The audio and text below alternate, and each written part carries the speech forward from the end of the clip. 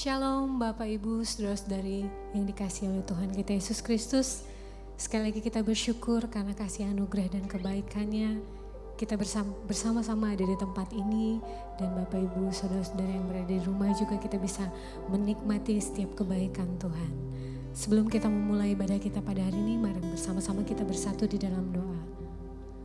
Bapa, Engkau sungguh baik untuk setiap kehidupan kami Tuhan. Kasih-Mu yang sempurna begitu melimpah di dalam kehidupan kami. Kami hanya mau menaikkan ucapan syukur kami kepadamu Tuhan. Terima kasih Tuhan Yesus untuk setiap hal baik yang sudah Tuhan berikan.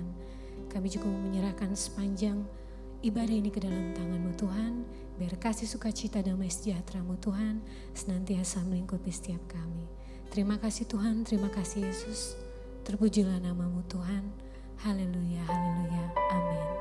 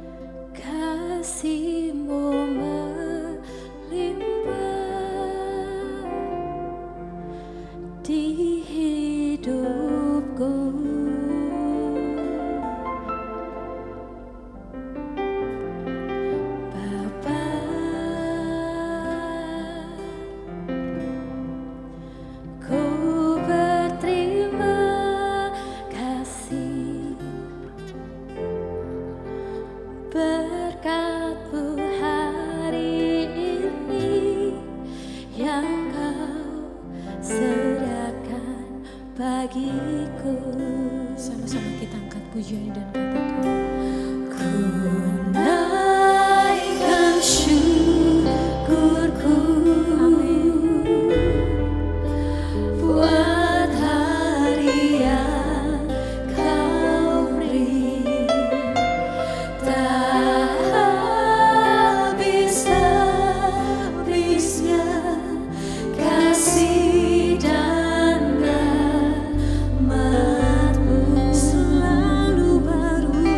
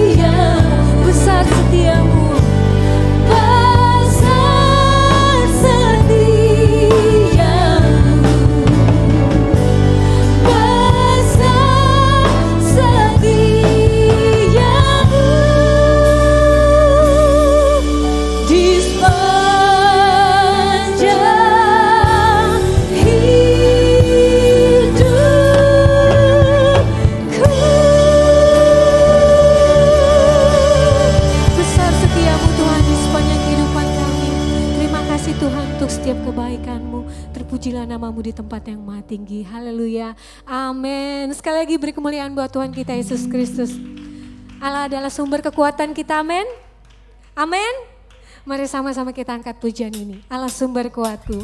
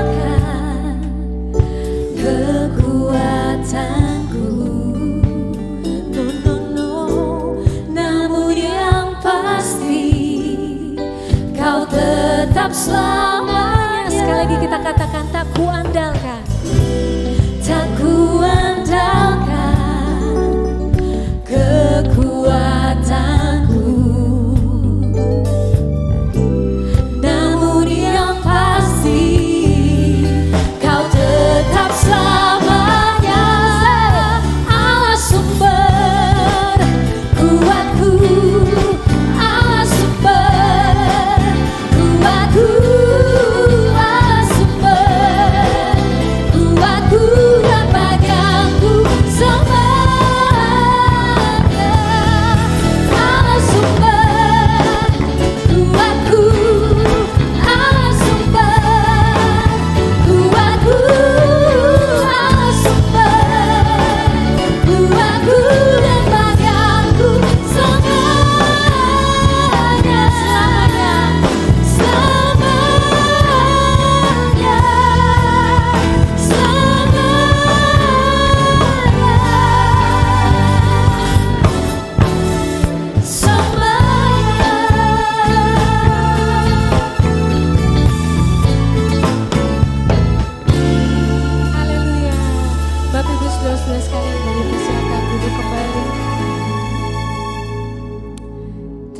kasih Tuhan untuk setiap rencana-Mu yang begitu indah di dalam kehidupan kami. Bahkan Engkau mengenal setiap kami secara pribadi. Terima kasih Tuhan, terima kasih Yesus.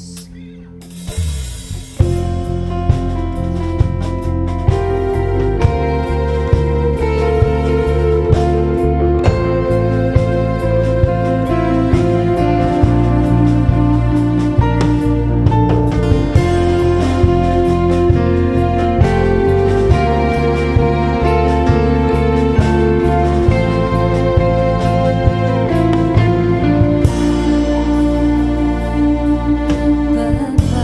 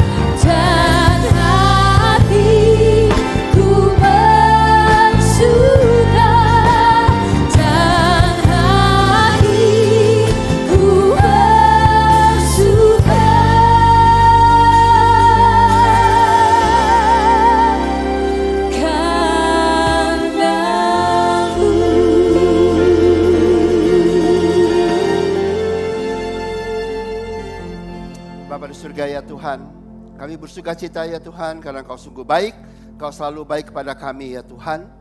Engkau memperhatikan kami selalu dan Engkau ingin memberkati kami dengan segala kebesaran-Mu dan kebaikan-Mu. Terima kasih Yesus akan segalanya. Engkau sungguh Tuhan yang luar biasa. Di dalam nama-Mu kami berdoa. Amin. Silakan duduk. Selamat pagi semuanya. Ya. Jadi hari ini kita akan melanjutkan ya dengan seri Wahyu ya. Kita udah sampai Wahyu 7. Kemudian ada sisipan ya, memang interlude ya di kitab Wahyu, saya ikutin aja. Dan hari ini kita akan baca ya Wahyu 8 sampai 10 ya. Judulnya adalah kitab dengan 7 meterai dan kitab kecil. Ya, jadi di sini ada 2 kitab, ya, kitab dengan 7 meterai dan kitab kecil. Oke? Sebelumnya di Wahyu 5 kita sudah pernah baca di Wahyu 5 kita sudah pernah lihat ya di Wahyu 5. Coba. Ya. Maka aku melihat di tangan kanan dia yang duduk di atas tahta, sebuah gulungan kitab yang ditulisi sebelah dalam dan sebelah luarnya, dimeterai dengan 7 meterai. Jadi yang pertama ada a scroll ya with 7 seal ya, itu adalah yang pertama kitab dengan 7 meterai yang kita sudah bahas waktu yang lalu ya, di Wahyu 5 sampai 7 ya, dan juga sampai 8 nanti Wahyu 8. Nah, kita ulangin kitab tersebut itu waktu dibuka. Meterai pertama, meterai kedua, meterai ketiga, meterai keempat, meterai kelima, sampai meterai keenam. Itu yang terjadi adalah meterai pertama dinyatakan kitab itu berkuasa atas manusia. Ya, menguasai manusia. Yang kedua, mencabut damai dari manusia. Itu meterai kedua. Dan ketiga, itu membuat manusia mengalami kelaparan. Keempat, membunuh manusia, berkuasa membunuh manusia. Ya, kelima, itu membalas atas kejahatan manusia, dan keenam menghancurkan kerajaan manusia. Oke? Itu 6 meterai. Ya, kitab Taurat. Ya, karena Taurat dikatakan mempunyai 7 hukuman. Ini sampai 6. Kalau lihat sampai sini aja 1 sampai 6 kan udah habis lah manusia, bener gak? Apalagi yang ke-7? Ada lagi yang ke-7. Oke? Beda. Oke? Kita akan tahu pada waktu meterai ke-7 dibuka, yaitu di Wahyu 8 sampai 9. Jadi waktu meterai ke-7 dibuka, itu di Wahyu 8 sampai 9, sesuatu yang lain terjadi. Oke? Kita lihat apa yang terjadi. Ya, aduh. Ini kok cepat banget ya.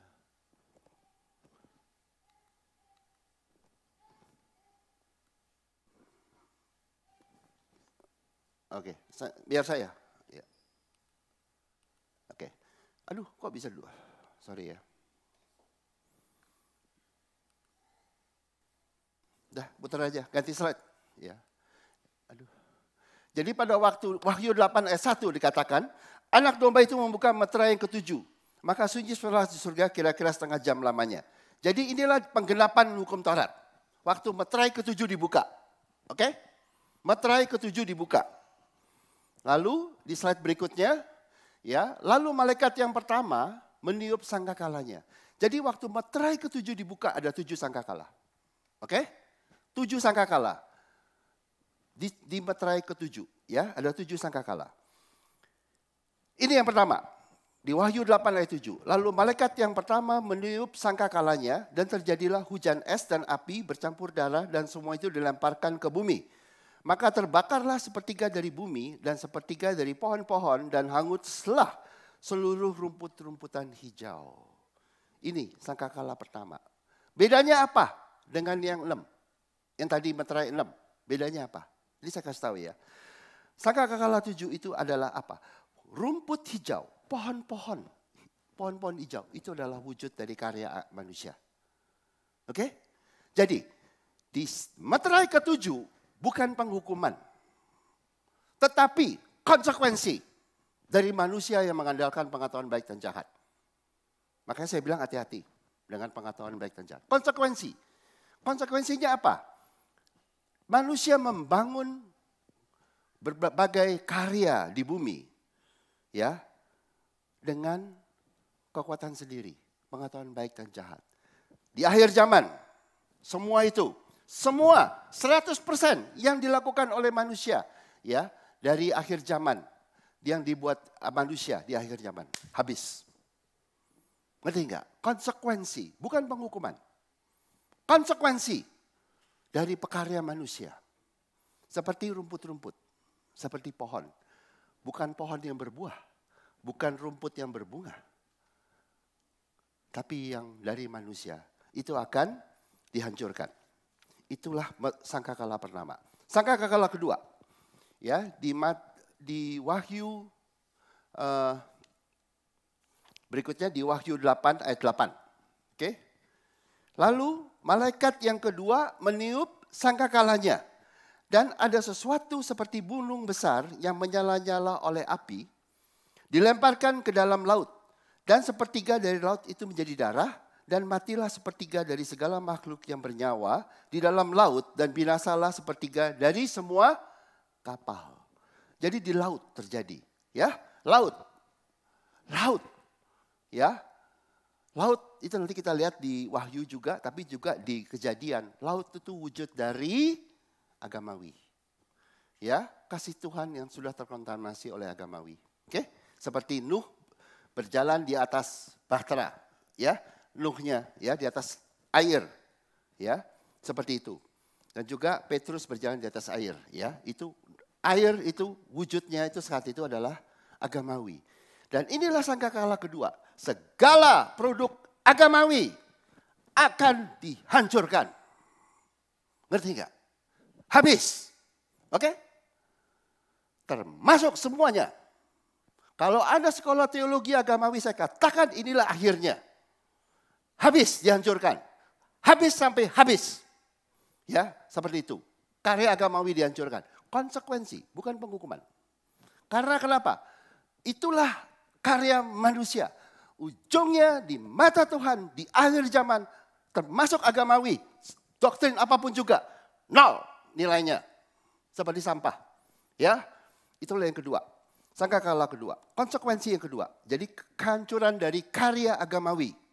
Ya. Berikutnya yang ketiga. Ya. Konsekuensi apa yang berikutnya? Ya, di Wahyu 8 ayat 10. Lalu malaikat yang ketiga menutup sangkakala dan jatuhlah langit dari langit sebuah bintang besar. Ya. Menyala-nyala seperti obor dan ia menimpa sepertiga dari sungai-sungai dan mata-mata air. Nama bintang itu ialah Absinthus dan sepertiga dari semua air menjadi absinthus dan banyak orang mati karena air itu sebab sudah menjadi pahit. Bintang besar jatuh dari langit. Oke? Siapa yang jatuh dari langit? Iblis. Oke? Dan iblis ya itu membawa kehidupan yang pahit bagi manusia dan membawa kematian. Itu maksudnya yang ketiga. Ya. Jadi konsekuensi, bukan hukum Taurat. Bukan hukum Taurat, ya ini hukum Taurat, tapi bukan hukum Taurat menghukum. Bukan. Yang mengikuti iblis, seperti Adam dan Hawa, konsekuensinya hidup jadi pahit. Dan mati. Itu konsekuensi. Ya, jadi bukan penghukuman, konsekuensi. Mengikuti iblis, pahit hidupnya. Dan mati. Ya. Jadi itu adalah iblis yang jatuh, konsekuensi dari manusia mengikuti iblis. Konsekuensi lagi. Ya. Lalu di slide berikutnya di Wahyu 8 ayat 12. Lalu malaikat yang keempat meniup sangkakalanya. Ini yang keempat. Dan terpukullah sepertiga dari matahari dan sepertiga dari bulan. Dan sepertiga dari bintang-bintang. Sehingga sepertiga daripada yang menjadi gelap. Dan sepertiga dari siang hari tidak terang. Dan demikian juga malam hari. Jadi meterai ketujuh sangkakala keempat, sepertiga dari bintang-bintang jatuh. Bintang-bintang seharusnya menerangi matahari, bulan, bintang seharusnya menerangi bumi, menerangi manusia. Tapi ini sepertiga jatuh menjadi kegelapan. Itulah wujud dari nabi palsu. Ya, begitu banyaknya. Tapi minoritas, sepertiga, bukan 2/3. Oke, itu nabi palsu. Ya, membawa kegelapan bagi pengikutnya. Jadi semua yang mengikutinya di gereja juga mendapat kegelapan, ya, nabi palsu, ya. Itulah konsekuensi, bukan penghukuman. Kebodohan manusia mengikuti itu, konsekuensinya. Yang mengikuti nabi palsu, yang bodoh karena mengikuti nabi palsu, kau akan dalam kegelapan. Ya, karena nabi palsu hanya mengajarkan kegelapan. Oke, itu di akhir zaman, ya. Lalu saya slide berikutnya saya sampaikan hal yang penting juga. Lihat perhatiin. Iblis jatuh di surga. Dan malaikat jatuh di surga. Banyak orang pengen ke surga seakan-akan di surga udah aman. Saya kasih tahu enggak loh. Yang aman adalah kerajaan surga. Bukan lokasi surga. Nangkep Pak? Di surga iblis jatuh. Ngerti gak? Di surga malaikat jatuh. Ngerti gak? Yang aman adalah kerajaan surga. Bukan surganya loh. Banyak orang mau ke surga. Ya, gak salah sih. Tapi sebetulnya yang lebih benar, kamu berada di kerajaan surga. Dan kalau kamu ngerti kerajaan surga, ya, itu yang hebat. Kenapa? Rajanya yang hebat. Bukan lokasinya di surga. Kerajaan Allah, kerajaan surga juga disebut kerajaan Allah. Yang hebat karena rajanya. Dan rajanya, kerajaan surga adalah Tuhan. Dan berada di mana? Di bumi. Dan di surga. Datanglah kerajaanmu, jadilah kehendakmu di bumi seperti di surga. Jadinya sebetulnya kalau mau enak, mau happy, gak usah tungguin mati ke surga. Sekarang aja masuk ke kerajaan surga di bumi. Ngerti gak? Inilah kehendak Tuhan. Kalau enggak ngapain Tuhan Yesus ngajarin doa Bapa kami? Datanglah kerajaanmu. Ya, jadilah kehendakmu di bumi seperti di surga. You pikir Yesus sia-sia ngomong begitu? No. Kerajaan surga, kerajaan Tuhan, kerajaan Allah ada di bumi. Mau hidup enak, masuk di situ. Oke? Sekarang aja, jangan nanti, gitu loh. Ya, oke. Lalu kita bisa pindah ke slide berikutnya. Ya, jadi di Wahyu 9 ayat 1. Oke, sekarang sangkakala yang kelima. Ya, lalu malaikat yang kelima meniup sangkakalanya. Dan aku melihat semua bintang yang jatuh dari langit ke atas bumi. Dan kepadanya diberi anak kunci lubang jurang maut.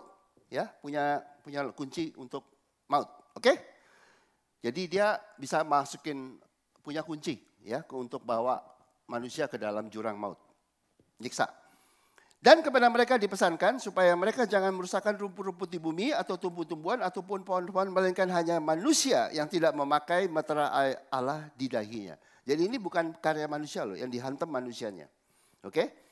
Dan mereka diperkenankan bukan untuk membunuh manusia, melainkan hanya untuk menyiksa mereka 5 bulan lamanya. Dan sisanya itu seperti siksaan kalajengking apabila ia menyengat manusia.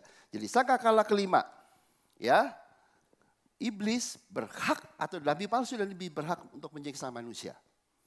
Dan itulah yang terjadi di gereja. Kalau hati-hati ya sama gereja ya.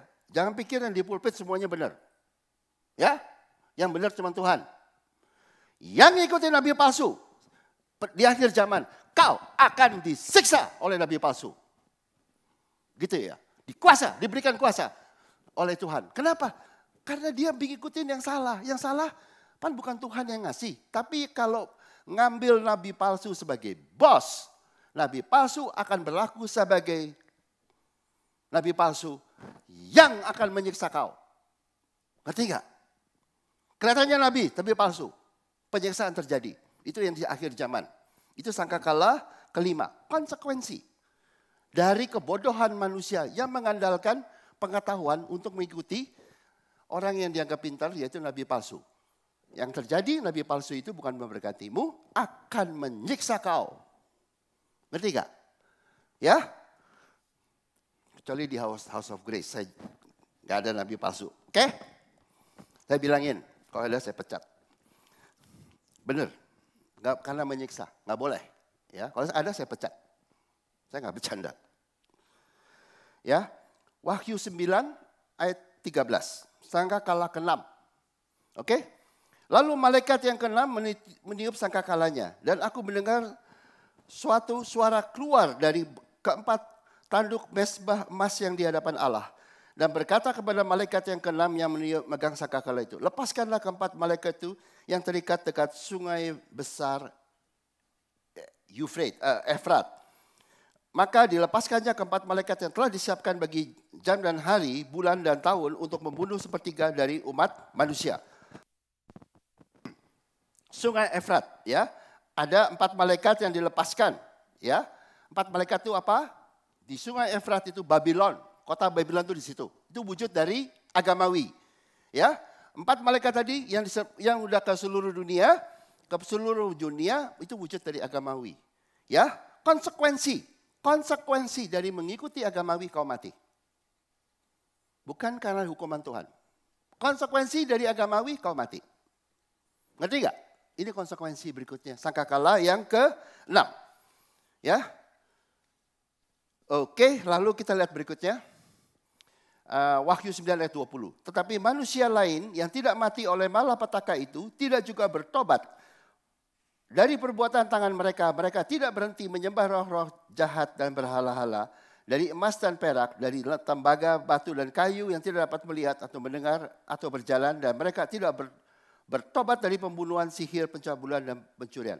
Jadi maksudnya apa? Di Wahyu 9 dikatakan ini. Manusia udah dihajar 6 kali oleh hukum Taurat, masih belum bertobat. Kemudian udah di 6 kali sangkakala, konsekuensi dari perbuatan mereka, ya, masih belum bertobat. Ya, artinya apa? Artinya hukum Taurat juga gagal. Nangkap nggak? Gagal. Pengetahuan manusia yang mengandalkan hukum Taurat dan hukum Tauratnya sendiri juga gagal. Itu sangkakala. Makanya waktu sangkakala ke-7 itu sampai ke-7 di meterai ke-7 yang dihakimi bukan hanya manusia. Hukum Taurat menghakimi dirinya sendiri. Dia gagal untuk menyelamatkan. Karena manusia belum juga bertobat. Dan hukum Taurat, ya, yang gagal sesuai hukum Taurat harus hilang. Ngerti nggak? Karena tidak ada gunanya. Hukum Taurat akan menghakimi dirinya sendiri bahwa dia juga sampah. Karena tidak mampu menobatkan manusia. Ngerti enggak? Itu. Ya, hukum Taurat gagal membuat manusia bertobat. Oke? Lalu di slide berikutnya. Cepat banget ya.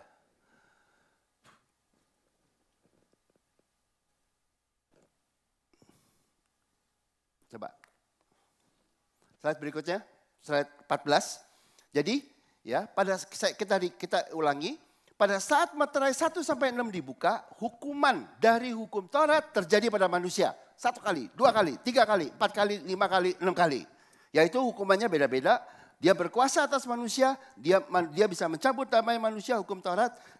Dia akan membuat kelaparan. Kelaparan itu kemiskinan juga ya. Dan kematian bagi manusia. Itu keempat. Kelima, dia akan membalas kejahatan manusia. Oke? Tahu ya, membalas. Mata dibalas mata, ya. Seterusnya. Itu hukum Taurat. Dan kerajaan manusia akan dikalahkan. Oke? Semua tunduk, hancur, ya. Oke? Nah, lalu berikutnya, di slide berikutnya. Nah, pada saat meterai ke-7 dibuka, beda. Yang terjadi adalah konsekuensi dari manusia jatuh dosa.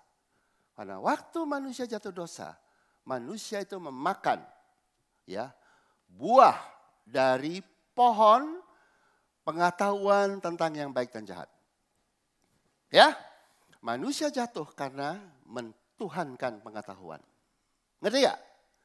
Yang mentuhankan pengetahuan kau akan mendapat konsekuensi dari yang bukan Tuhan yang kasih. Dari pengetahuanmu yang gagal. Ngerti gak? Nangkap gak? Itulah disebut. Karena jadi ingat-ingat ya. Karena pada saat bukan pengetahuan itu buruk. Tapi pengetahuan bukan Tuhan. Ngerti gak? Orang pintar pengetahuan. Saya kasih tahu ya, hebat. Hebat, tapi saya kasih tahu ya. Bukan Tuhan. Kamu pintar, IQ-mu 1000 kalau ada. Saya kasih tahu, kamu hebat, tapi kamu bukan Tuhan. Ngerti gak? Pengetahuanmu ada batasnya. Makanya jangan lihat. Dan pengetahuan orang lain juga ada batasnya. Ngerti gak? Dan manusia sukanya apa? Sukanya mengandalkan pengetahuan diri sendiri. Itulah yang disangkakala pertama. Karyamu berdasarkan pengetahuanmu hancur. Ngerti gak? Yang kedua, manusia sering ikutin agamawi yang dianggap lebih pintar dari dia. Ajaran agamawi ciptaan ahli-ahli agamawi. Ngerti gak? Dan banyak itu di sekolah-sekolah itu. Ya? Dan itu manusia. Agamawi yang diciptakan berdasarkan pengetahuan manusia. Gagal. Oke? Hancur. Yang ketiga, manusia itu ngikutin siapa? Orang lain yang pertama yang diikuti manusia adalah iblis yang dianggap pintar. Hati-hati kamu ngikutin orang pintar. Ya, yang dikasih oleh iblis adalah kepahitan hidup dan akhirnya kematian. Oke? Yang kita hadapi sebenarnya banyak sekali tidak hanya karena kamu dihukum Taurat, kita dihukum Taurat. Sebenarnya bukan. Konsekuensi dari kebodohan kita pakai otak. Ngerti gak? Karena otak kita, otak orang lain, otak agamawi, otak S1, S2, S3, tetap otak orang. Ngerti gak? Ada batasnya. Dan ujungnya apa? Gagal. Karena manusia tetap gagal. Dan manusia itu pakai pengetahuan. Manusia itu jatuh ke nabi palsu. Kenapa? Karena seringnya lihatin nabi, oh terpesona dia pintar, doktrinnya pintar. Kamu dibawa ke dalam kegelapan. Karena ngandalin orang. Ya, dan banyak di gereja itu nabi palsu. Jualannya apa? Otaknya, doktrinnya. Saya kasih tahu, isinya apa? Kegelapan. Ya, yang bisa membawa terang hanya Tuhan. Berikutnya, mengikuti iblis, ya, yang dianggap pintar. Ya toh, akibatnya dapatnya disiksa oleh iblis. Mengikuti agamawi, dapatnya apa? Kematian. Itulah yang di pengkhotbah. Makanya kalau you tahu ya, di Wahyu itu nyambung ke seluruh Alkitab. Di Alkitab itu banyak sekali. Ini di pengkhotbah disebut. Kesia-siaan belaka. Semuanya itu adalah kesia-siaan belaka. Vanity of the vanities. Ini loh. Materai ke-7. Itu mengatakan yang di pengkhotbah ditulis. Pengkhotbah 1 ayat 2. Kesia-siaan belaka. Semuanya itu adalah kesia-siaan belaka. Jerih payah manusia, kesia-siaan belaka. Wahyu pengkhotbah 1 ayat 3. Ya, itu ya. Kesia-siaan pengetahuan akan nyata di akhir zaman seperti yang telah diungkapkan di pengkhotbah. Jadinya di Wahyu, yang namanya Wahyu. Sebetulnya hanya memperjelas, tapi sebetulnya sudah ditulis di Perjanjian Lama. Vanity of the vanities. Kesia-siaan belaka. Oke? So, yang pintar jangan sombong. Ya, yang bodoh juga jangan minder. Oke? Tangkap? Kalau ada orang bilang, saya S3 teologi, kamu jangan minder. Biarin aja, kesia-siaan belaka. Oke? Nangkap gak? Itu maksudnya Wahyu. Ya? Lihat ya, coba kita liatin ya. Ya kita untuk baca lagi ya. Di Kejadian 3 ayat 1, ini kejatuhan manusia. Adapun ular ialah yang paling cerdik. Jadi jualannya iblis yang pertama dia pakai apa? Kecerdikan dia, kepintaran dia. Kelihatannya pintar. Saya kalau di permuritan saya udah berulang-ulang saya kasih tahu ya. Saya tidak mau ngajarin yang di kelas pemuritan jadi pintar ya. Saya kasih tahu. Sekali lagi di pulpit, saya nggak mau ngajarin kamu jadi pintar. Saya maunya mengerti kasih Tuhan. Bukan jadi pintar. Tapi waktu kamu mengerti kasih Tuhan, kamu memang pintar sih. Ngerti gak? Ngerti gak bedanya? Banyak orang tuh ngajarin pemuritan untuk jadi pintar. Aduh, nggak ngerti ya. Tapi udahlah, ya memang nggak ngerti, buta ya, biarin aja. Ya, orang agamawi buta semua. Adapun ular ialah yang paling cerdik dari segala binatang di darat dan dijadikan oleh Tuhan Allah. Ular itu berkata kepada perempuan itu, tentulah Allah berfirman semua pohon yang dalam tang ini jangan kamu makan buahnya, bukan? Itu ya, jadi ular ialah yang paling cerdik. Lalu perempuan itu makan kenapa? Perempuan, ya itu Hawa. Bahwa buah pohon itu baik untuk dimakan dan sedap kelihatannya. Lagi pula pohon itu menarik hati karena memberi pengertian. pengertian. Jadi Hawa jatuh karena suka jadi pintar. Itulah manusia. Dipikir kalau pintar segala masalah beres. Dipikir kalau pintar jadi kaya. Dipikir kalau pintar sukses. Oke? Itulah manusia. Belum jatuh aja udah begitu. Apalagi udah jatuh. Aduh. Ya. Jadi Hawa tertarik kepada pengetahuan karena itu Hawa mudah ditipu oleh nabi palsu. Ya.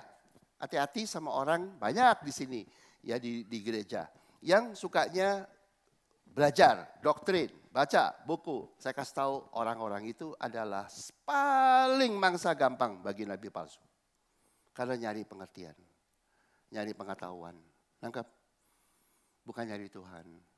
Ya? Yang gampang ditipu nabi palsu itu bukan orang bodoh ya, tapi orang pintar yang bukan cari Tuhan tapi cari pengertian. Ya, itulah yang terjadi untuk Hawa. Oke? Jadi inilah pesan dari Wahyu 8 sampai 9. Ya. Di slide berikutnya. Pengetahuan tentang yang baik dan jahat gagal menolong manusia dan akan membuat manusia mengalami satu, tidak hanya hukuman dari hukuman Taurat, Meterai 1 sampai 6. Karena pada saat mengandalkan pikiran menjadi seperti Tuhan, itu menjadi pengetahuan itu menjadi ilah lain, berhala. Ngerti enggak? Itu dihukum oleh hukum Taurat. 1, 2, 3, 4, 5, 6. Oke? Nah yang kedua, konsekuensi. Itu di Meterai ke-7. Oke, bergantung pada pengetahuan ternyata ya pengetahuan itu malah bikin maksudnya susah. Ya.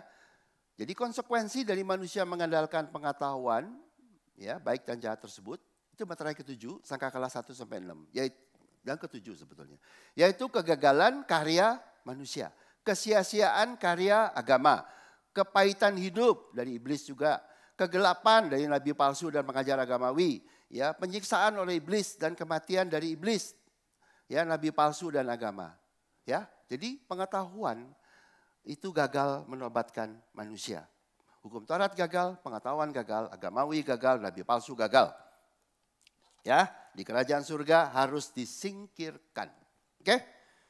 Dan jadi apa yang terjadi pada waktu itu? Manusia membutuhkan kasih Tuhan. Karena semuanya gagal. Ya, ngerti? Semuanya gagal. Semua gagal. Semua gagal. Agamawi gagal. Semua gagal. Sekolah teologi gagal. Semua. Iblis gagal. Hukum Taurat gagal. Satu paket. Gagal semua. Gitu loh. Ya. Manusia membutuhkan Tuhan yang tidak bisa gagal. Oke? Nah itulah slide berikutnya. Itulah kitab yang kecil, Wahyu 10. Oke? Kalau nggak ngerti ini, ya bingung. Tapi itu. Oke? Lihat, sekarang dinyatakan di Wahyu 10. Ada kitab lain dari kitab yang dengan 7 meterai. Oke? Lihat di Wahyu 10 ayat 1. Dan aku melihat seorang malaikat lain yang kuat turun dari surga, bersubungkan awan dan pelangi, ya, di atas kepalanya, pelangi wujud dari kasih Tuhan mengampuni. Ya, dan mukanya sama seperti matahari dan kakinya bagaikan tiang api. Dalam tangannya ia memegang sebuah gulungan kitab kecil yang terbuka. Ia menginjakkan kaki kanannya di atas laut dan kaki kirinya di bumi dan seterusnya. Ya, jadi ada malaikat yang memegang sebuah gulungan kitab kecil yang terbuka. Enggak usah dibuka, sudah terbuka. Gak ada meterainya, gak ada tutupannya. Sudah kebuka, selalu terbuka. Beda toh dengan yang kitab yang pertama. Ini semua selalu terbuka. Ada kitab kecil yang sudah terbuka. Oke, lalu di slide berikutnya. Ya, di ayat 2b. Ia menginjakkan kaki kanannya di atas laut dan kaki kirinya di atas bumi. Jadi kaki kanannya di atas laut, agamawi. Kaki kirinya di tanah perjanjian, di bumi. Ya, jadi berita dari kitab tadi akan disampaikan baik ke dalam dunia teologi agamawi yang paling dalam pun akan disampaikan. Dan juga disampaikan ke tanah perjanjian di bumi. Ya. Dan ia berseru dengan suara nyaring sama seperti singa yang mengaum. Dan sesudah ia berseru, ketujuh guru itu mendengarkan suaranya. 7 roh Allah. Ya, berkata. Ya, honor, wisdom, glory, seterusnya. Ya, itu diberitakan ke laut dan darat, ke lautan agamawi dan ke tanah perjanjian. Jadi isi dari kitab kecil itu disampaikan kepada dunia. Baik yang paling agamawi, ya, dan juga ke tanah perjanjian. Lalu Slide berikutnya, di Wahyu 10 ayat 5. Dan malaikat yang kulihat berdiri di atas laut dan di bumi mengangkat tangannya ke langit. Dan ia bersumpah demi Dia, Tuhan, yang hidup sampai selama-lamanya, yang telah menciptakan langit dan segala isinya, dan bumi dan segala isinya, dan laut dan segala isinya, katanya tidak ada penundaan lagi. Jadi apa isi kitab kecil itu? Isinya ini. Tuhan pencipta dan sumber dari kehidupan. Ngerti enggak? Tuhan pencipta dan sumber kehidupan. Ya, hukum Taurat bisa menghukum, bisa bikin mati. Ya, manusia bodoh. Ya, agamawi bodoh. Ya, teologi kacau semua, hancur semua. Tapi ada Tuhan loh yang tetap pencipta kehidupan di tengah kegagalan gereja, di tengah kegagalan iblis, di tengah kegagalan Taurat, di tengah kegagalan teologi, di tengah kegagalan agamawi. Semua nabi palsu dan seterusnya. Tetap ada Tuhan yang tidak berubah. Selalu terbuka, selalu pencipta, selalu memberikan kehidupan. Itulah kitab kecil. Ngerti enggak? Artinya Tuhan tetap adalah kasih karena Dialah yang memberi kehidupan kepada manusia. Ngerti enggak? Baru ngerti ya? Di kitab akhir zaman yang diceritain serem-serem semua ya. Ya, karena agamawi yang cerita, teologi yang cerita. Bukan Bible, bukan Tuhan. Ngerti gak bedanya? Ini loh yang penting ada kitab kecil. Di dalam semua penderitaan, kegagalan manusia, kesusahan manusia, masa kesusahan besar. Semuanya agamawi, S1, S2, S3, sinode, semua gagal. Masih ada Tuhan yang berkuasa pencipta kehidupan. Ngerti gak? Akhir zaman. Itulah pesan akhir zaman. Ya. Jadi kalau yang penting ngerti kitab kecil lebih penting dari yang tadi. Dari yang hukum Taurat. Nggak ngerti hukum Taurat gak apa-apa. Yang penting ngerti kitab kecil. Oke? Lebih penting. Lalu, lihat. Disebut juga. Tidak ada penundaan lagi. Jadi di akhir zaman. Bukan saja hukum Taurat yang digenapi. Kasih Tuhan akan digenapi. Ngerti gak? Akhir zaman itu apa? Kasih Tuhan digenapi. Bukan hanya penghukuman. Ngerti gak? Baru ngerti. Nah, tahu toh di agamawi ngacoknya yang dilihat cuman hukum Taurat penghukuman. Di akhir zaman kasih Tuhan digenapi, tidak ada penundaan lagi, gitu loh. Ya. Yaitu sumber kehidupan. Oke? Lalu di slide berikutnya di Wahyu 10 ayat 7. Tetapi pada waktu bunyi sangkakala dari malaikat yang ketujuh dibunyikan, yaitu pada waktu ia menutup sangkakalanya, maka akan genaplah keputusan rahasia Allah. Digenapi. Kasih Tuhan. Ngerti enggak? Rahasia Allah. Seperti yang telah ia beritakan kepada hamba-hambanya, yaitu para nabi. Jadi saat sangkakala ketujuh dibunyikan, selesai toh materai ketujuh, sangkakala ketujuh dari kitab Taurat, hukum Taurat digenapi. Dan gagal untuk menyelamatkan. Tetapi juga ada lagi yang digenapi. Kasih Tuhan digenapi.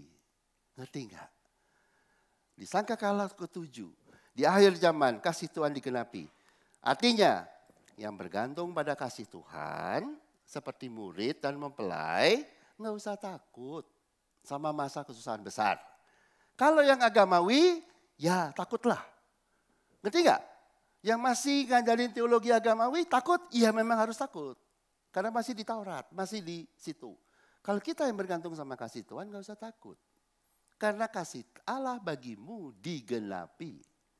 Nangkap gak? Di situ. Dan itu sekarang juga berjalan sama. Kalau gereja agamawi pada takut, pada bingung.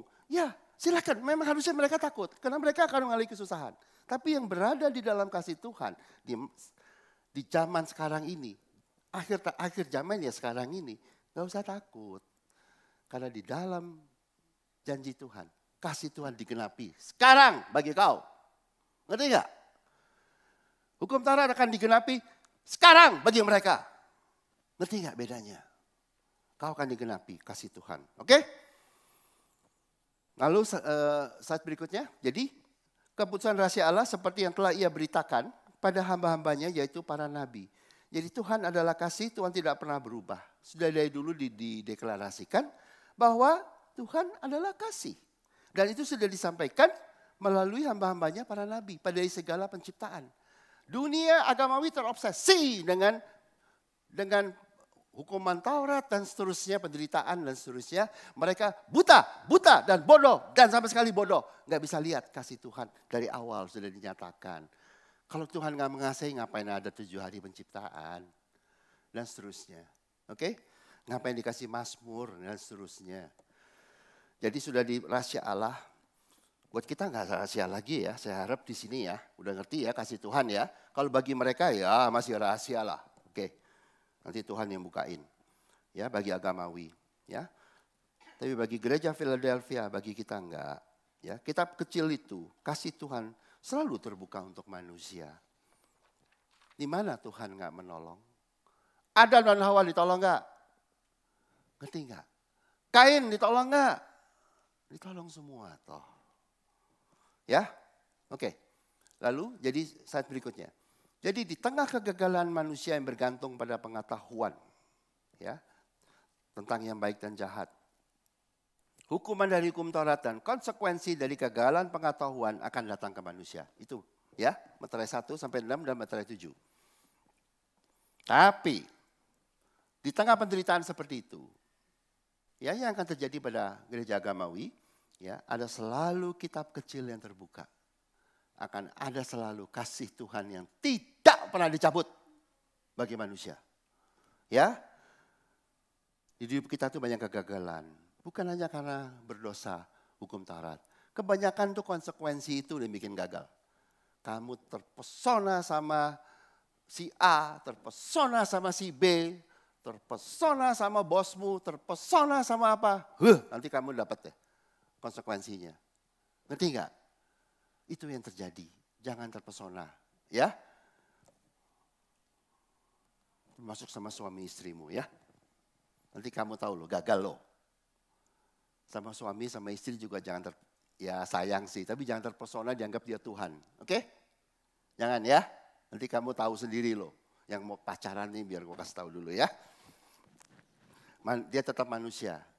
Oke? Ada kekurangan. Yang kamu bergantung dan sempurna dan baik adalah Tuhan. Oke? Tuhan adalah kasih, Tuhan adalah baik. Hanya satu yang baik. Ya. Dan Tuhan tetap kasih, tidak berubah. Mau menolong manusia di setengah kegagalan semua. Makanya yang bergantung pada kasih Tuhan, kau selalu ditolong. Yang agamawi, ya sana. Ke mengajar agamawi aja. S1, S2, S3, ya sana. Kalau dia bisa nolong, tolong. Kalau nggak bisa ya sudah. Jangan ke situ, ke Tuhan. Ya. Oke. Nah sekarang kita lihat ya, apalagi yang terjadi Wahyu 10. Ya, ayat 8. Dan suara yang telah kudengar dari langit itu berkata pula kepadaku, pergilah, ambillah gulungan kitab yang terbuka, yang kitab kecil yang terbuka tadi, di tangan malaikat yang berdiri di atas laut dan di atas bumi itu. Siapa ya? Diberikan kepada siapa? Kepada Yohanes. Siapa Yohanes? Murid Kristus. Oke? Jadi murid Kristus dipanggil untuk mengambil kitab tadi, untuk mengerti isi kitab tadi. Oke? Jadi murid Kristus telah dipanggil untuk mengerti kebenaran kasih Tuhan tersebut. Melalui apa? Ngambil. Bukan dari sekolah teologi ya. Ngambil dari malaikat, ngambil dari Tuhan. Nangkap gak? Pewahyuan. Mengerti. Bukan dari sekolah. Ya. Ya. Saya cuma ceritain di Bible ya.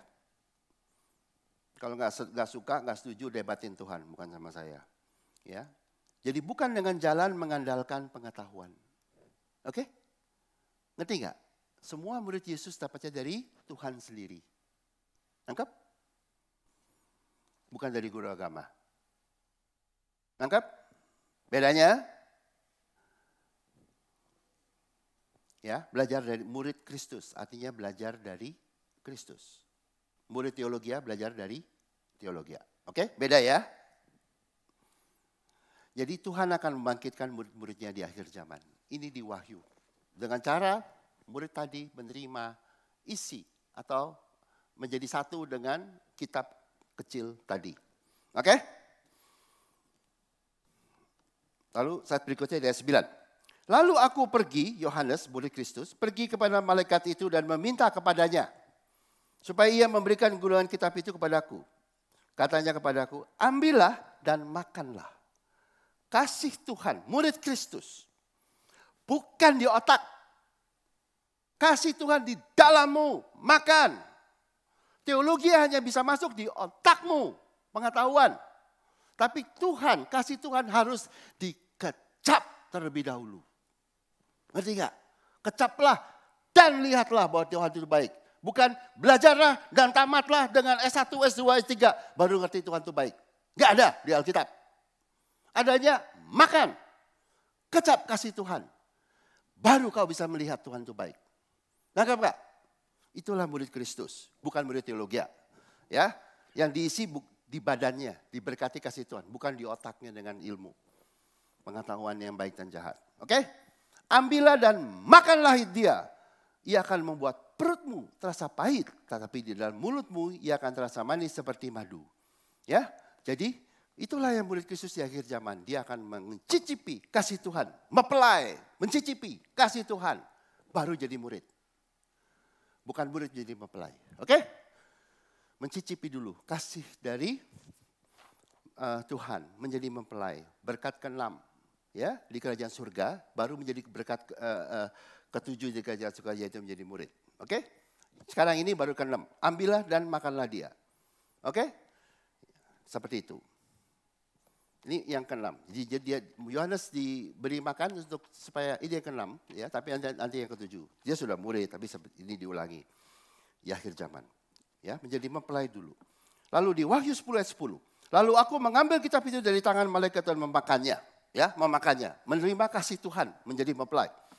Di dalam mulutku ia terasa manis seperti madu, tetapi sesudah aku memakannya, perutku menjadi pahit rasanya. Ya, ini ada misteri ya. Rasanya mulutnya manis di mulut, tapi pahit di perut. Oke? Oke? Jadi saat Yohanes makan tersebut, rasanya manis di mulut, tapi pahit di perut. Oke? Artinya apa? Ya, nggak boleh pakai otak untuk tafsiran Bible. Mesti pakai lihat ayat lagi. Oke? Nggak boleh pakai otak, nggak boleh pakai teologi. Ya, pasti ngaco. Ya, 100% ngaco. Lihat, di Yeskiel 3 ayat 1. Ya. Firman-Nya kepadaku, hai anak manusia, makanlah apa yang kau lihat di sini, makanlah gulungan kitab ini. Ya, Yeskiel, Nabi Yeskiel dipanggil untuk sama seperti yaitu memakan kitab itu dan pergilah berbicaralah kepada kaum Israel. Maka bukanlah mulutku dan diberikannya gulungan kitab itu, ku makan, ya, sama seperti Yohanes. Lalu firman-Nya kepadaku, hai anak manusia, makanlah gulungan kitab itu yang kuberikan padamu dan isilah perutmu dengan itu. Lalu aku memakannya dan rasanya manis seperti madu di dalam mulutku. Jadi hal yang sama dialami oleh Nabi Yeskiel yang dipanggil untuk bangsa Israel. Dan inilah pesan dari Wahyu 10. Di akhir zaman murid Kristus akan juga dipanggil untuk berbicara kepada bangsa yang paling agamawi, yang paling keras kepala, yang paling menolak Tuhan. Namanya bangsa Israel. Murid Kristus akan dipanggil menghadapi bangsa yang sok pinter, yang pikirnya paling pintar di dunia, mengandalkan pengetahuan, dan akan jatuh. Tuhan masih mengasihi. Bangsa yang dianggap paling pintar dan paling jatuh karena itu. Tuhan masih mengasihi. Murid Kristus akan dipanggil. Seperti Nabi Yeskiel dipanggil untuk menolong bangsa tadi yang akan jatuh. Namanya bangsa Israel yang diagungkan oleh golongan agamawi. Oke? Lalu berikutnya, saat berikutnya itu juga di Yeskiel dikatakan, mari pergilah dan temuilah orang-orang buangan teman sebangsamu. Ya, kembali bangsa Israel yang mengandalkan pengetahuan. Oke? Dan seterusnya dan banyak hal agamawi. Bericaralah kepada mereka dan katakanlah begini firman Tuhan Allah. Baik mereka mau mendengarkan atau tidak. Ini terakhir kepada Israel. Lu mau dengar apa enggak? Kau yang berasanya pintar. Terakhir di akhir zaman nanti. Mau dengar apa enggak? Terserah. Terserah. Bangsa pilihan. Terserah. Mau dengar enggak? Kau kupilih. Terserah mau dengar enggak? Kalau dengar masuk surga. Enggak mau dengar masuk tempat lain. Termasuk bangsa pilihan. Ya. Maka roh itu mengangkat aku dan aku mendengar di belakangku suatu suara gemuruh yang besar. Tak kalah kemudian Allah naik ke atas dari tempatnya. Yaitu suara dari sayap-sayap makhluk-makhluk hidup yang menggesek satu sama yang lain. Di samping itu suara gemetar dari roda-roda, suatu suara gemuruh yang besar. Dan roh itu mengangkat dan membawa aku. Dan aku pergi, ini Yeskiel, dengan hati panas dan dengan perasaan pahit. Ya, pahit di perut. Ya, karena kekuasaan Tuhan memaksa aku dengan sangat. Inilah yang akan terjadi di akhir zaman. Murid akan Tuhan dorong untuk berbicara kepada Israel. Yang paling keras kepala, yang paling sok pinter, yang paling agamawi, yang pinter pikir lebih ngerti dari orang Kristen. Murid akan Tuhan dorong untuk bicara karena Tuhan mengasihi Israel. Ngerti gak? Makanya pahit di perut. Gak enak tau gak? Ngadepin yang sok pinter, yang teologi, yang bahasanya asli Ibrani dan berasanya bangsa pilihan. Ngerti nggak? Kayak begitu. Tapi tetap manis. Murid tetap mengatakan kasih Tuhan yang manis kepada bangsa yang paling mengandalkan pengetahuan baik dan jahat. Ya, Tuhan tetap kasih, nggak berubah. Ya, jadi murid akan bicara kepada mereka di akhir zaman. Itu yang terjadi. Kitab kecil berbicara kepada agamawi dan juga kepada bumi, termasuk bumi yang masih agamawi seperti Israel. Oke? Ya, dan apa yang akan menghadapi? Yang sok pinter itu dihadapi dengan apa? Oke? 2 Timotius 2 ayat 7. Inilah yang Tuhan akan berikan kepada murid kita semua. Ya, ya. Perhatikanlah apa yang kukatakan. Tuhan akan memberikan kepadamu pengertian dalam segala sesuatu. Oke? Ini yang murid Kristus akan memiliki. Makanya jadi murid enak. Kau akan diberikan pengertian dalam segala sesuatu. Orang yang paling pintar di bumi bukan kekalah oleh kau. Karena orang yang S1, S2, S3, S4, S5 kalah sama kau. Karena mereka hanya pengetahuan manusia.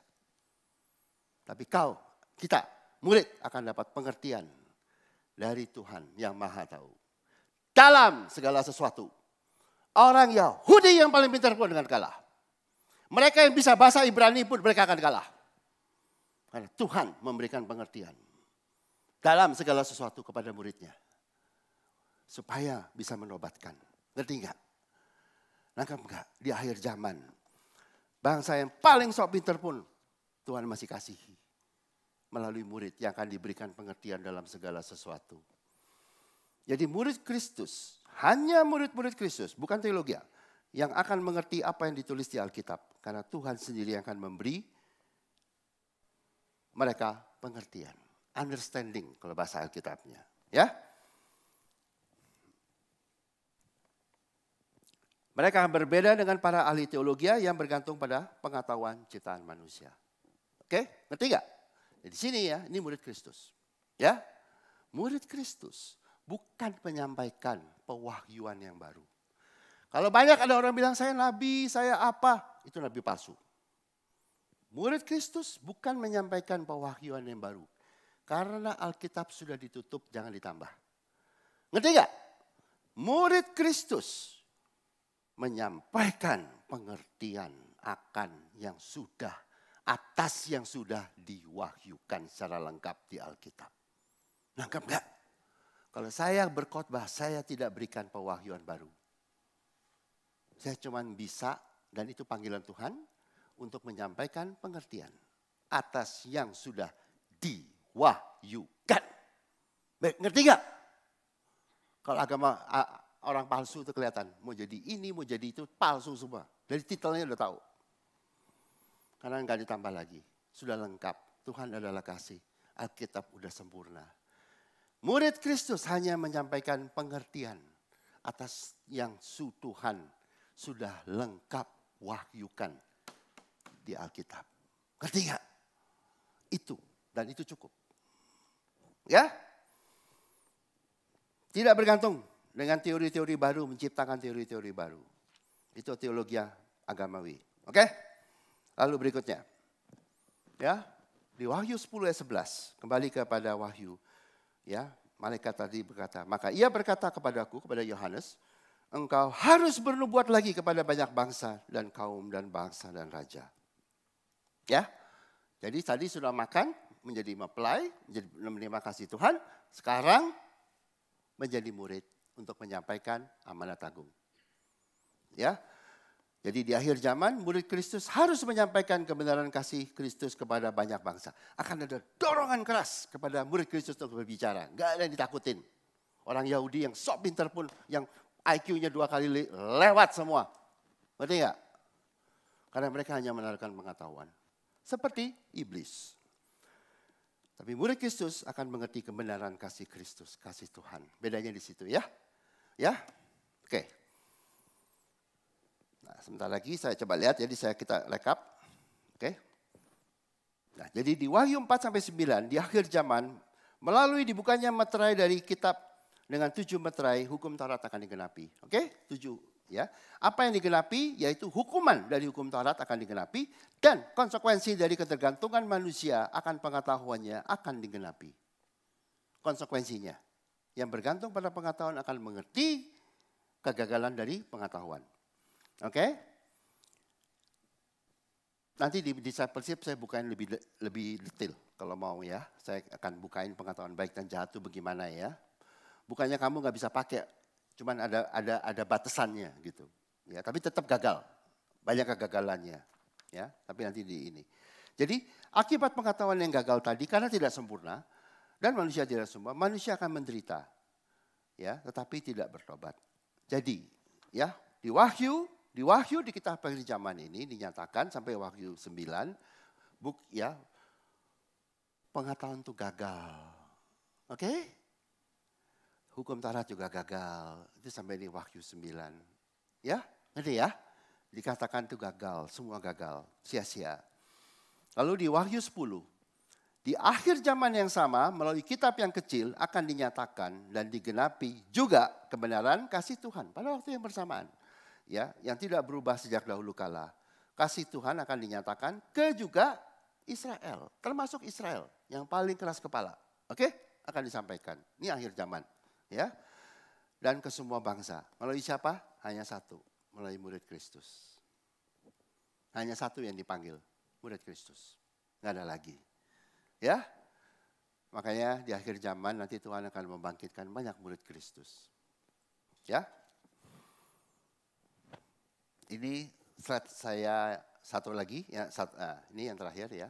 Jadi gini, di akhir zaman. Seperti Yohanes Pembaptis menyuruhkan pertobatan berdasarkan hukum Taurat.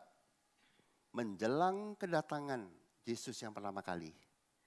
Untuk membuka kedatangan Yesus yang pertama kali. Di akhir zaman, para murid Kristus akan juga dipanggil untuk menyuruhkan kebenaran kasih Tuhan bagi bangsa Israel dan bagi semua bangsa untuk menyiapkan kedatangan Yesus yang kedua kali. Ngerti enggak? Seperti Yohanes Pembaptis ya, berteriak-teriak menyiapkan manusia Israel untuk kedatangan Yesus yang pertama kali. Hal yang sama nanti. Murid Yesus yang Tuhan panggil untuk menyiapkan dan menyongsong kedatangan Yesus yang kedua kali. Ngerti gak? Yohanes Pembaptis menyampaikan hukum Taurat. Karena itu Yohanes Pembaptis mati. Tangkap gak? Pada waktu Yesus hadir. Hukum Taurat harus berakhir. Yohanes Pembaptis. Tetapi murid Kristus menyampaikan kebenaran kasih Tuhan. Nanti di akhir zaman, di kedatangan Yesus yang kedua kali. Murid Kristus tidak mati di masa kesusahan besar. Yang mati yang agamawi, yang bergantung pada agamawi. Murid Kristus menyongsong kedatangan Yesus yang kedua kali. Karena itu di Alkitab diakhiri dengan murid Kristus berkata, datanglah Yesus. Ngerti gak? Menyongsong dan berada lepas dari masa kesusahan besar. Lepas dari hukuman Taurat. Yohanes Pembaptis kena. Karena dia masih dalam hukuman Taurat. Murid Yesus tidak kena. akan bersuka cita menyampaikan kebenaran kasih Tuhan kepada seluruh dunia, termasuk bangsa yang paling keras kepala yaitu Israel, dan menyongsong Yesus kedua kali. Tidak kena masa kesusahan besar, tidak bisa ditouch karena dia berada di dalam kasih Tuhan, di dalam kerajaan surga. Ngerti gak? Dan itu dapat semua bukan berdasarkan pengetahuannya. IQ-nya mungkin gak tinggi-tinggi banget, tapi dia dapat pengertian dari Tuhan. Ngerti gak? Ada bangsa yang dapat pengetahuan luar biasa. So what kalau bahasa Inggrisnya? Lebih menang yang dapat pengertian dari Tuhan. Ya, dan itulah kita semua. Dan Tuhan akan memakai murid Kristus di akhir zaman. Itu. Jadi lihat gak? Bukan pengetahuan, bukan kehebatanmu, bukan karyamu, bukan karya manusia, apalagi karya agamawi, apalagi karya nabi palsu. Yang penting cuman menerima kasih Tuhan yang lengkap, memberi kau dalam segala sesuatu, termasuk pengertian. Pada waktu kau mengerti kasih Tuhan, sesimpel itu, kau sudah lebih hebat dari ular yang paling cerdik dan dari bangsa yang IQ-nya paling tinggi. Ngerti gak? Karena kau mendapat pengertian dari Tuhan sendiri. Ya? Oke? Kalau sudah mengerti ini, nanti 2 minggu lagi, ya, khotbah selanjutnya adalah 2 saksi Tuhan dan Israel. Kalau sudah ngerti ini, kau akan siap untuk mengerti tulisan-tulisan wahyu yang berikutnya.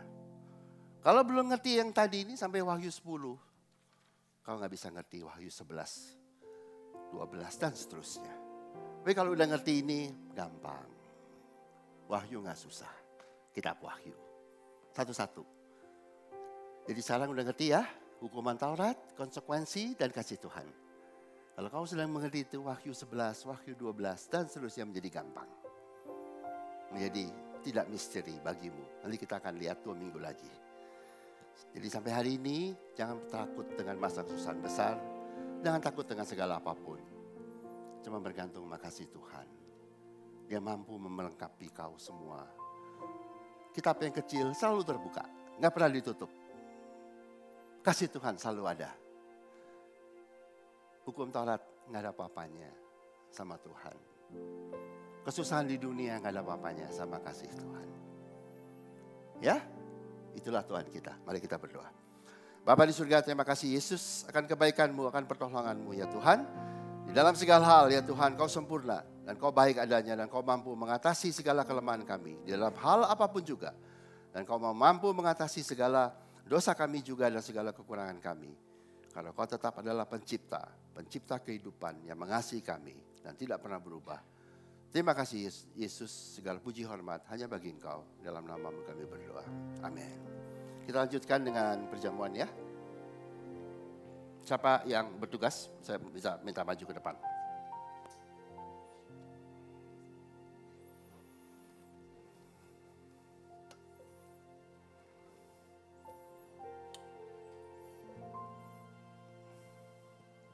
Jadi sekali lagi ya, perjamuan kudus diberikan untuk supaya kita ingat ya, selalu akan kasih Tuhan. Hanya satu pesan, ingat akan kasih Tuhan. Tidak lupa.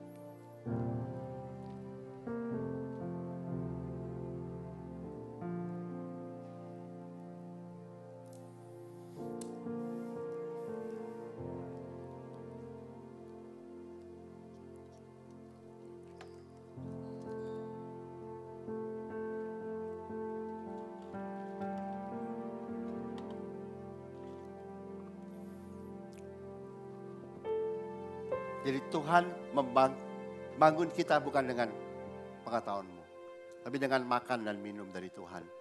Ya, mencicipi kasih Tuhan.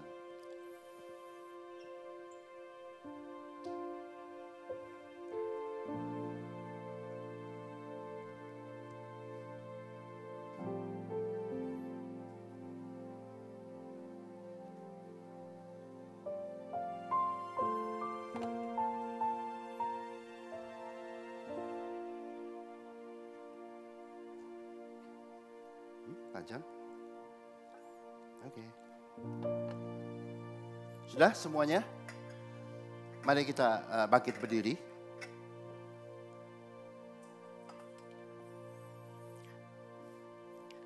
Di 1 Korintus 11 ayat 23, ya, Tuhan memberikan kepada kita firman-Nya supaya kita selalu ingat akan kasih-Nya. Sebab apa yang telah kuteruskan kepadamu telah aku terima dari Tuhan, yaitu bahwa Tuhan Yesus pada malam waktu ia diserahkan mengambil roti, dan sesudah itu ia mengucap syukur atasnya, ia memecah-mecahkannya dan berkata, inilah tubuhku yang diserahkan bagi kamu, perbuatlah ini menjadi peringatan akan aku. Ya, mari kita makan bersama di dalam nama Tuhan Yesus.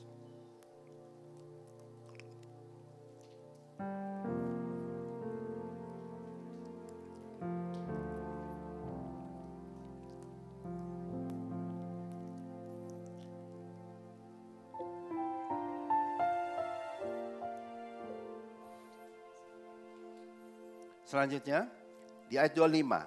Demikian juga ia mengambil cawan sesudah makan lalu berkata, cawan ini adalah perjanjian baru yang dimeteraikan oleh darahku. Perbuatlah ini setiap kali kamu meminumnya menjadi peringatan akan aku. Mari kita minum bersama di dalam nama Tuhan Yesus.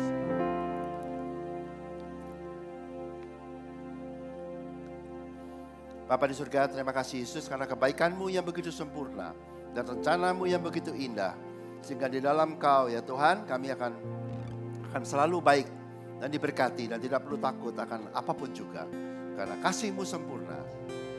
Sekarang, dulu, sekarang maupun sampai selama-lamanya.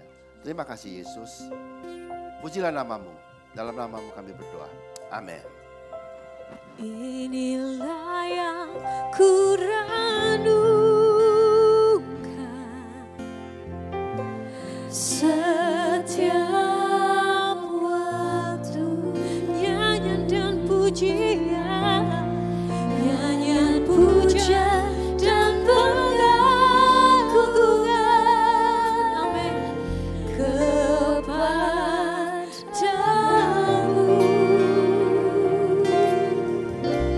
Biarlah manis kau dengar Tuhan,